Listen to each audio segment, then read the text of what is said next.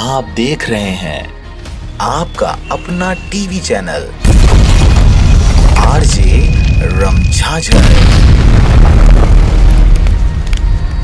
जज्बात के रंग भरोसा के संग।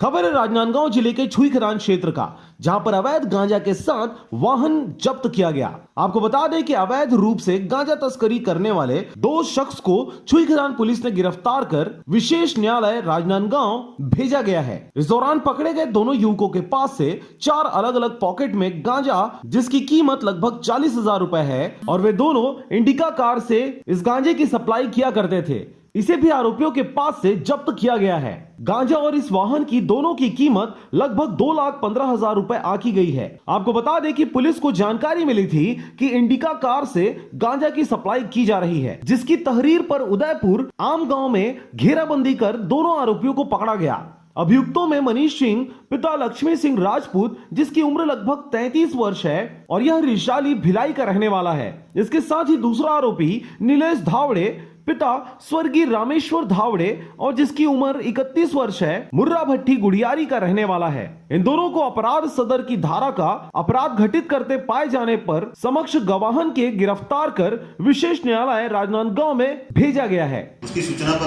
उदयपुर रोड पर नाकेबंदी की गई थी। नाकेबंदी करने के दौरान एक CG 04HH0422 क्रमांक की इंडिका गाड़ी आई, लगभग इसी कलर की, जिसको नाकाबंदी कर तलाशी ली गई।